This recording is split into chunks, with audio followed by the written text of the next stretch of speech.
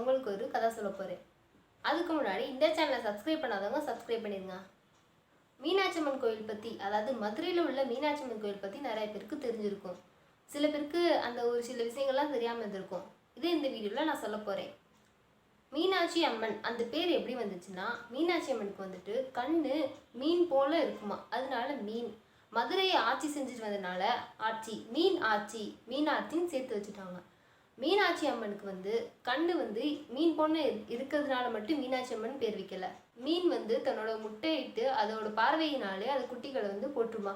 அதே மாதிரிதான் மீனாட்சி அம்மனும் அவங்க பார்வையினாலே பக்தர்களுக்கு நல்வழி காட்டுறாங்களாம். அதனாலதான் மீனாட்சி அம்மனுக்கு அந்த பேர் வந்துச்சு. மீனாட்சி அம்மன் பேர் எதனால வந்துச்சுன்னு பார்த்தோம்ல. அதே மாதிரி மீனாட்சி அம்மன் கூட ஒரு கிளி இருக்கும். அந்த கிளி எப்படி வந்துச்சுன்னு கேட்டிங்கன்னா, மதுரையை மீனாட்சி வந்து ஆட்சி செஞ்சுட்டு இருக்கும்போது ஒரு கிளி வந்து அழுதுகிட்டு இருந்துச்சான், மீனாட்சி அம்மன் கூட இருக்க முடியல அப்படின்னு சொல்லிட்டு. அதனால அந்த கிளி அழுகிறத பார்த்துட்டு மீனாட்சி அம்மன் வந்துட்டு, நீ அழுகாத, நீ என் கூடவே இரு அப்படின்னு சொல்லிட்டு அவங்க வந்து ஒரு வரம் கொடுத்தாங்களாம் கிளிக்கு. அதாவது பக்தர்கள் நிறைய பேர் வந்து என்கிட்ட வைக்கிற வேண்டுகோளை உன்கிட்ட தான் ஃபர்ஸ்ட் சொல்லுவாங்க. அதை சொல்றத வந்து நீ என்கிட்ட சொல்லு, நான் அவங்களோட வேண்டுதலை நிறைவேற்றிடுவேன். இது நீ என் கூடவே இருந்து இந்த வேலையை செய்யலாம், அதனால நீ என் கூடவே இரு அப்படின்னு சொல்லிட்டாங்களாம். அதனால தான் மீனாட்சி அம்மன் கூடவே அந்த கிளியும் இருக்கான். இந்த உலகத்தை அவங்க சுற்றி பார்த்துட்டு இருக்கும்போது கிளியும் கூடவே சேர்ந்து இருக்குமா.